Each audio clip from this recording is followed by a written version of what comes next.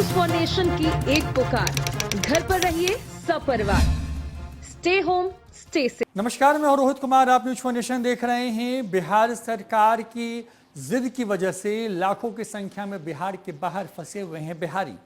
छात्र भी फंसे हुए हैं और फंसे हुए हैं दिहाड़ी मजदूर। इन तमाम लोगों की आवाज को लेकर के उपेंद्र कुशवाहा की अगुवाई में आज आरएलएसपी की तरफ से बिहार भर में 2 घंटे का उपवास रखा गया और सरकार से कुछ मांगे रखी गई हैं। कहा गया है कि बिहार के बाहर जो लोग फंसे हुए हैं, बिहार सरकार उन लोगों को लाने से क्यों बच रही है, जबकि देश भर के राज्यों के वहाँ के जो मुख्यमंत्री हैं वो अपने राज्य में या उनके राज्य के जो लोग दूसरे राज्यों में फंसे हुए हैं उनको ला सकते हैं, तो बिहार सरकार क्यों नहीं ला रही है।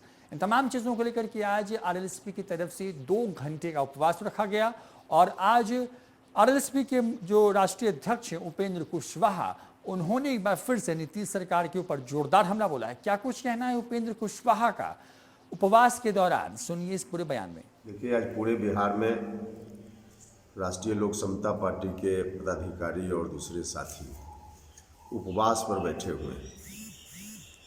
उपवास का कारण है क्योंकि अभी जो कोरोना वायरस के कारण स्थिति उत्पन्न हुई है, इस स्थिति में सब लोग लॉकडाउन में बंद हैं। लॉकडाउन का पालन करना चाहिए, हम लोग भी कर रहे हैं, लेकिन दूसरी ओर लॉकडाउन के कारण जो और कुछ समस्या आ गई है, जैसे कुछ लोग भूखमरी के शिकार हो रहे हैं। रोज़ काम करने वाले दिहाड़ी मजदूर हैं, अब काम नहीं कर पा रहे हैं, जिसके चलते उनकी स्थिति बिगड़ रही है। सरकार का दावा है कि हम सबकी मदद कर रहे हैं, लेकिन सरकार का दावा सच्चाई से बिल्कुल परे है।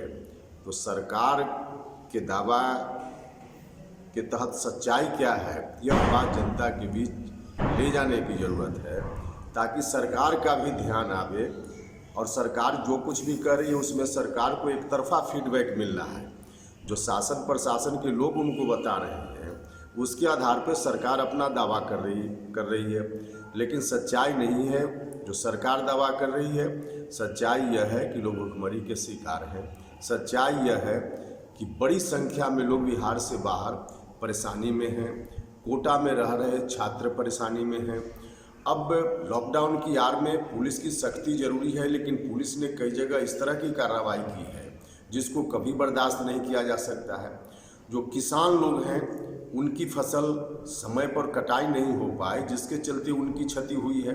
अब उनकी भरपाई का मामला है। अब तमाम तरह की स्थिति के रहते हुए और सीधे आंख बंद करके देखते रहा जाए और सरकार एक तरफा अपनी बात कहती रहे तो यह ठीक नहीं है। इसलिए इन सवालों पर, इन समस्याओं पर सरकार का ध्यान आकृष्ट करना जरूरी है, ताकि सरकार को फीडबैक भी मिले और सरकार का ध्यान भी इन समस्याओं पर आए। इस मकसद से उपवास का कार्यक्रम लॉकडाउन का पूरा पालन करते हुए, सोशल डिस्टेंसिंग, फिजिकल डिस्टेंसिंग का पूरा पालन करते हुए हम लोगों ने तय किया और आज पूरे बिहार में हमारे साथी सब जगह उपवास पर बैठे हुए हैं। यही कारण है उपवास के रूप में हम सब लोग जो आज बैठे हैं इसके पीछे।